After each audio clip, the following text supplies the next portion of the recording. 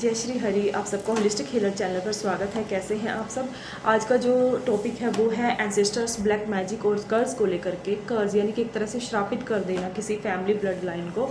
तो ये एक जनरेशन से दूसरी जनरेशन कैसे चीज़ें ट्रैवल करती हैं और क्या ये करती भी हैं, और करती है तो कैसे करती हैं, इनको आइडेंटिफाई कैसे कर सकते हैं, इनको हील कैसे कर सकते हैं। तो इस बारे में मैं जितना जानती हूँ या जितना मैंने महसूस किया है, जितना मैंने देखा है अपने इस हीलिंग फील्ड में, अपने रिगार्डिंग मैंने चीज़ें महसूस की हैं, तो मैं वो यहाँ पर बताना चाहती हूँ, डिस्क्राइब करना चाहती हूँ। तो देखिए, जब किसी पूर्वज के ऊपर, आपकी फैमिली में, आपकी ब्लड लाइन में किसी के ऊपर उनके कोई हो सकता है कोई दुश्मन ऐसे हो जो उनको कर्ज कर दें, आपके पूर्वजों को कर्ज कर दें, कर्ज किया हो, ठीक है, और कोई तंत्र के द्वारा कोई नेगेटिव एनर्जीज आपकी फैमिली में भेजी गई हो उस समय, ठीक है, आपकी ब्लड लाइन में पास्ट टाइम पीरियड में, तो उस समय उनकी जब किसी के साथ दुश्मनी होगी या उनके कोई ऐसे एनिमी होंगे, हिडन भी हो सकते हैं एनिमीज़, जो उनके ऊपर ये चीज़ें कर देते हैं, ठीक है, कुछ नेगेटिव एनर्जीज भेज देना कि पूरी ही फैमिली, आने वाली पीढ़ियाँ इनकी ऐसे ही जाएं, आने वाली पीढ़ियाँ भी इस नेगेटिव एनर्जी से बाहर निकल न पाए, इनका वो भी भुगतान करें इनकी, ठीक है, जो आने वाली पीढ़ियाँ हैं। किसी ने ऐसा श्राप दिया हो, ऐसी क्रियाएं की हो आपके एंसेस्टर्स के ऊपर, आपके पूर्वजों के ऊपर, तो ये ट्रैवल कैसे करती है नेगेटिव चीज़ें पीढ़ी से, एक पीढ़ी से दूसरी पीढ़ी में। देखिए, ये जो एनर्जीज होती हैं ये एक पीढ़ी से दूसरी पीढ़ी में सिंपल सी बात है, ब्लड सेल्स के थ्रू, डीएनए के थ्रू ट्रांसफ़र करती हैं, ठीक है। मान लो कि आपकी पुरानी पीढ़ी में किसी पूर्वज के ऊपर किसी ने ब्लैक मैजिक किया, कोई नेगेटिव एनर्जी भेजी शब्दों से, या फिर कुछ क्रिया करवा के भेजी, तो आपके जो पूर्वज होंगे उस समय पुराने टाइम में, तो उन्होंने उसको रिसीव कर लिया, ठीक है, क्योंकि हो सकता है उनका ऑरा इतना पावरफुल न हो, वो किसी की पूजा पाठ इतने अच्छे से न करते हों, ठीक है। अगर करते भी होंगे तो देखिए ये चीज़ें थोड़ा बहुत इफ़ेक्ट करती हैं, लेकिन एक बड़े लेवल पर अगर चीज़ें ख़राब हो रखी हैं तभी वो आगे ट्रांसफ़र हो रही हैं। तो यहाँ पर क्या होता है कि जब किसी पूर्वज के ऊपर आपके फैमिली लाइन में ये चीज़ें भेजी, तो वो उसने, आपके फैमिली मेम्बर ने उसको रिसीव कर लिया, ठीक है, आपके एंसेस्टर ने उस नेगेटिव एनर्जी को, उस क्रिया को रिसीव कर लिया, उस तंत्र क्रिया को रिसीव कर लिया। और उसके बाद क्या होता है कि आप उनके जो बच्चे होंगे, ठीक है, अब जब आपके पूर्वज ने, जब आपके किसी बड़े ने आपकी फैमिली में उन नेगेटिव एनर्जीज़ को रिसीव कर लिया, तो क्या होता है कि उनका जो नर्वस सिस्टम है वो उसी टाइप से काम करने लगता है फिर, ठीक है, नेगेटिविटी में चला जाता है। उनका जो तंत्रिका तंत्र होता है, जो उनका सोचने की, समझने की जो शक्ति हो गई, ठीक है, फील करने की शक्ति हो गई, ये सारी की सारी जो एनर्जी होती है उनकी फिर उसी तरीके से नेगेटिव वे में काम करने लगती हैं, और उनका जो सबकॉन्शियस माइंड है उसी तरीके से फिर काम करने लगता है।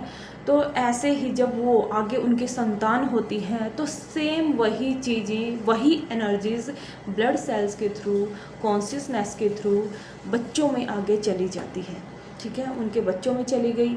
तो फिर आगे अगर उन्होंने कोई स्टेप नहीं लिया, ठीक है, जब आपके किसी पूर्वज के ऊपर कोई क्रिया हुई और कुछ ऐसे कर्ज किया गया उनको, और उन्होंने ब्रेक नहीं किया, कुछ एफर्ट्स नहीं लगाए, ठीक है, लगाए भी होंगे तो उस लेवल पर एफर्ट्स नहीं लगाए कि उसको ब्रेक कर दें, उस कर्ज को वहीं के वहीं ब्रेक कर दें, ख़त्म कर दें, और उन क्रियाओं को, जो कोई भी ब्लैक मैजिक उनकी तरफ किया गया उसको वो ब्रेक कर दें। अगर उन्होंने ऐसा नहीं किया, कोई स्टेप नहीं लिया, कोई कदम नहीं उठाए, तो वो चीज़ें आगे ट्रैवल करती हैं फिर, ठीक है।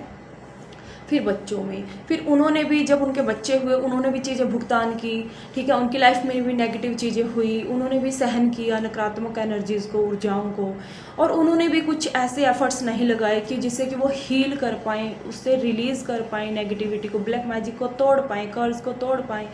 तो जब उन्होंने भी, बच्चों ने भी कुछ ऐसा नहीं किया, तो फिर वो आगे पीढ़ी में ट्रांसफ़र हो जाती हैं।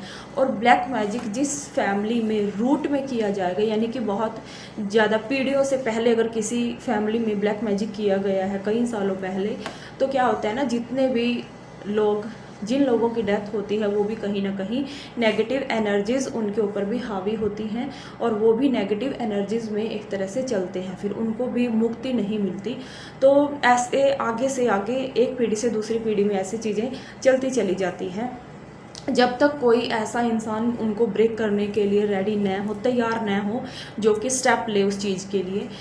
तो यहाँ पर क्या होता है ना, ये ब्लड सेल्स के थ्रू, डीएनए के थ्रू एनर्जीज ट्रांसफ़र होती हैं, नर्वस सिस्टम के थ्रू ट्रांसफ़र होती चली जाती हैं ये सारी नेगेटिव एनर्जीज़ एक पीढ़ी से दूसरी पीढ़ी में।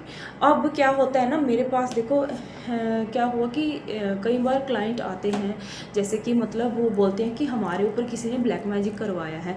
कुछ केसेस में होता है कि उनके ऊपर रियल में ब्लैक मैजिक उनके ऊपर हुआ होता है, लेकिन कई केसेस में क्या होता है कि उनको सिर्फ एनर्जीज प्रभावित करती हैं, जबकि ब्लैक मैजिक तो उनके किसी पूर्वज के ऊपर किया गया था। अब वो सिर्फ और सिर्फ उनके ऊपर वो नेगेटिव, एक होता है ना जैसे शेडो है ना, शेडो छाया, शेडो, सिर्फ वो काम कर रही है एनर्जीज, ठीक है। पूर्णतः जो ब्लैक मैजिक, जो नेगेटिव जादू टोना जो हुआ था वो उनके किसी पूर्वज पर हुआ था, लेकिन उनके ऊपर, आने वाली पीढ़ियों के ऊपर हमें ऐसे पता चल जाता है कि इनके किसी पूर्वज पर हुआ था और ये भुगतान कर रहे हैं, ये उस चीज़ को अभी तक इनकी पीढ़ियां भुगतान कर रही हैं। और ब्लैक मैजिक इनके ऊपर नहीं हुआ, इनकी ब्लड लाइन के थ्रू इनके ऊपर आया है।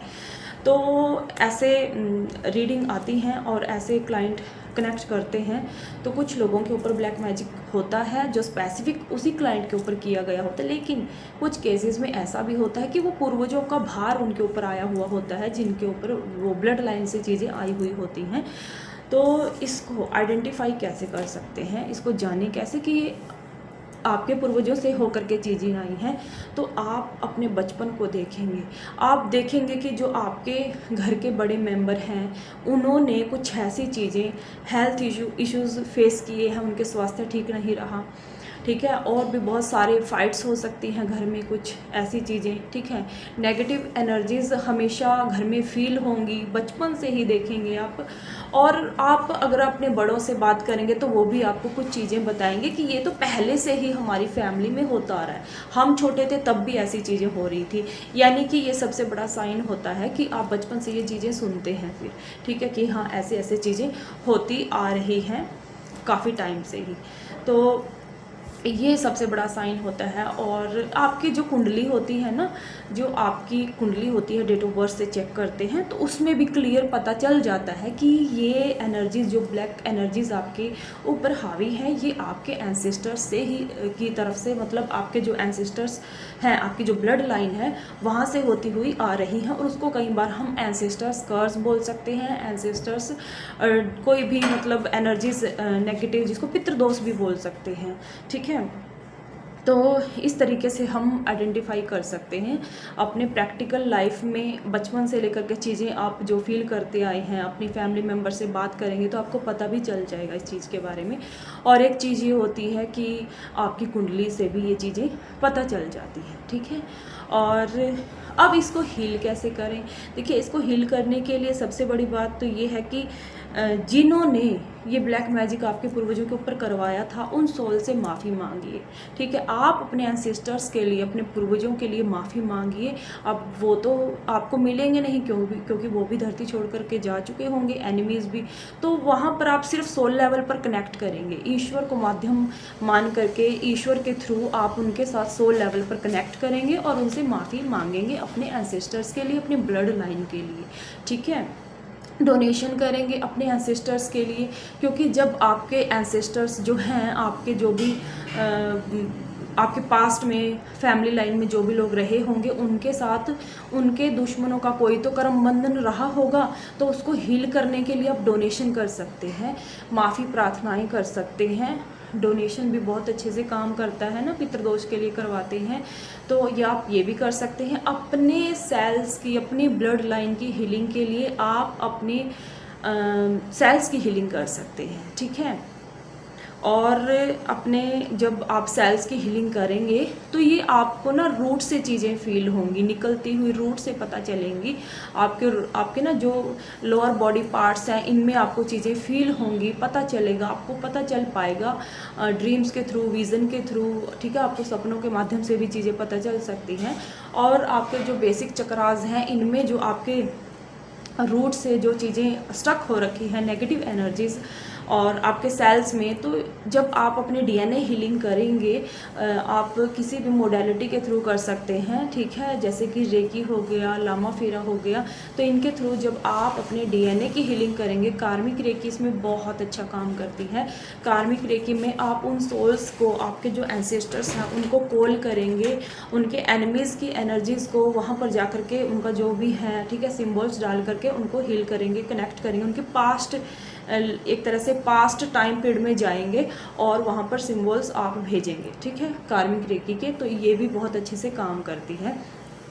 तो यानी कि आप इस तरीके से अपने जो ब्लड लाइन है, जो कर्व्स हैं, ब्लैक एनर्जीज़ हैं, इनको आप आइडेंटिफाई कर सकते हैं, हील कर सकते हैं और अपने आप को इन एनर्जीज से मुक्त कर सकते हैं। अपने एंसेस्टर्स को भी इस एनर्जी से, जो आपके पूर्वजों की ऊर्जाएं हैं, उनको भी इन नेगेटिव ऊर्जाओं से मुक्त कर सकते हैं।